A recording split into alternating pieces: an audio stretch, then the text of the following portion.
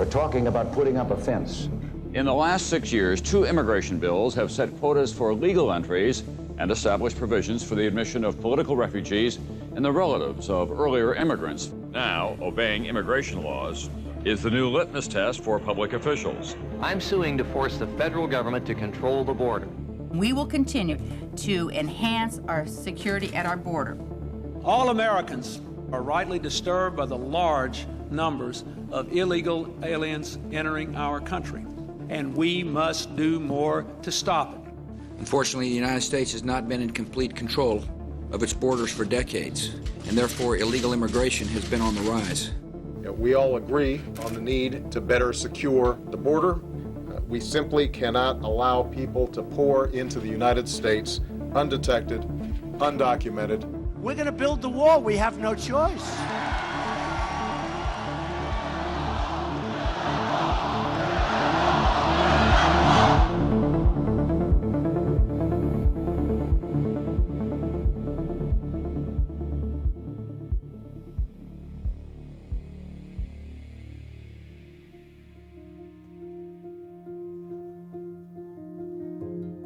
The one thing that brings the most attention to the border is going to be the activity associated with illegal immigration into our country from Mexico or through Mexico into the United States. As easy as it would be to say that the idea of a wall is a function of President Trump's focus on it, it's an idea that has been popping around policy-making circles for years and years. And it's something that people can see. They feel like they can put their hands around it. The reality is that physical wall, a barrier, already exists in many places. Some of it is triple layered fences with lights and cameras and razor wire at the top and roads in between. It's a sort of a hodgepodge, if you will. In some places it's no more than a canyon or a river. But the key question is not the wall. The key question is whether the wall will actually solve the problem that Mr. Trump says it should solve. We're building the wall in theory to keep out people entering illegally, but if you look at the undocumented population, about 40% are overstays. They come here on a visitor's visa or even students, and they don't want to go home, so they just wind up staying. So potentially half of the immigrants that would come into the United States and stay here without papers would be people that were actually coming in planes and ships and by bus with a visa. Now, what's the wall going to do to drugs? Well, most drugs, 85-90% of them, come at ports of entry, hidden in vehicles, in trucks, in cars, on bodies, in bodies. You know, they're coming right under the noses of CBP agents, and those drugs will continue to come in.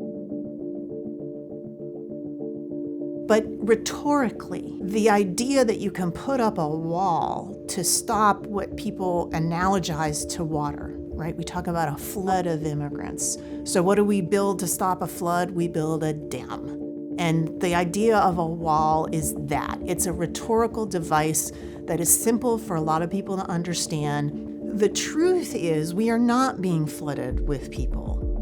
We have to keep in mind that compared to where we were, we're in a very good place. 1999-2000 was the peak level of illegal immigration into this country. Over 1.6 million apprehensions that the Border Patrol did. Fast forward to where we are today. Last fiscal year, there was a total of 310,000 apprehensions, an over 80% reduction from the peak years to where we are today.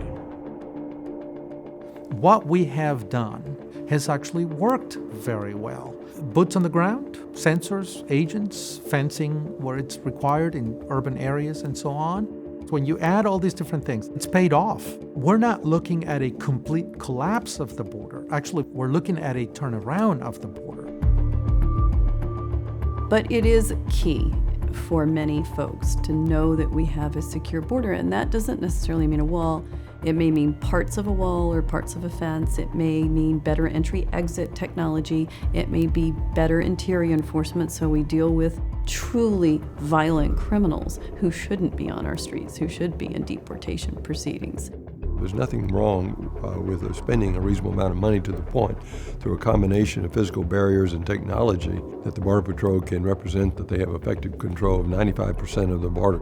You can never say, no, we want 100%. That's like saying we're going to eliminate 100% of drug usage or crime or anything.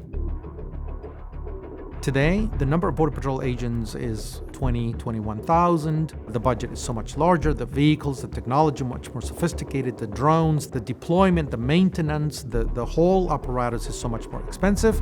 There's a point at which the rate of return begins to kind of decrease. You begin to see that catching each immigrant and processing each undocumented immigrant is costing more and more and more and more money. And we haven't stopped to say, wait a minute, how much is enough for every kilogram of cocaine and for every immigrant that we catch? We haven't stopped and asked that question. For now, we're still throwing money at the problem. Border infrastructure, whether it be a wall, border barrier, is good if it is judicious, if it is measured, and it gives the outcome that we're looking for. The outcome that we're looking for overall is prevention of illegal activity on a persistent basis in a given area of operation. When we are successful, that reduces illegal activity on both sides of the border. We should not be building infrastructure, be it walls, barriers, or whatever, for posturing purposes. And so the question is, by building a wall, a physical structure, are we going to keep people from coming in? No, we still need to have a process. And that process is in play every day along 330 ports of entry along the U.S.-Mexico border, and at every consular office in the world, and at every embassy in the world. I think we as a country, as a society, as an economy, need to continue to have a flow of people coming in here. Should it be orderly? Absolutely. Should we give preference to some? Yes, those who can contribute, absolutely. But American tradition and American values has always been, let's also take care of those who still dream, who still aspire, and who can still contribute. Immigration reform is really essential to achieving border security.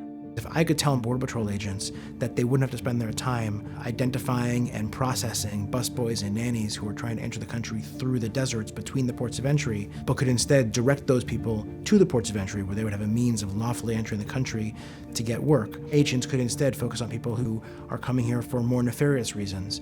And the lawful flow of people and goods that should and could be directed through the ports would go that way. But that's not the system that we have right now.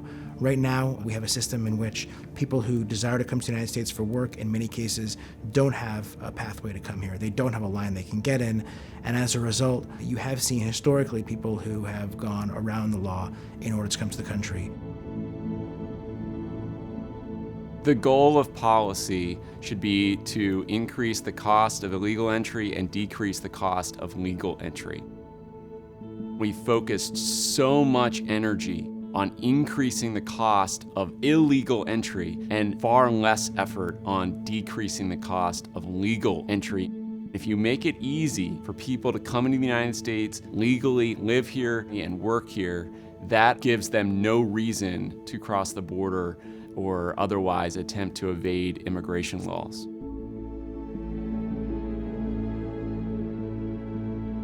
Our country needs immigration. It needs legal immigration. And a big part of that is reform of our immigration system. How do we define what we want on our borders? Do we want a sealed border? Do we want a managed border? Do we want a secure border? Do we want a governed border? Or is there another adjective to describe what we need? Then identify the metrics that are going to help us say, okay, we have met our objective. Ideologically, I think America knows where it wants to go. It wants to continue to build on what was started in 1776, what was solidified in our Constitution. We need to be taking steps to support that vision of America, the greatest country in the world. America, freedom for all, equality for all. It's not easy. I think one of the things that we're very good as a country is experiencing hard lessons and learning from those hard lessons. Sometimes it just takes a little longer than what most of us would like for it to happen.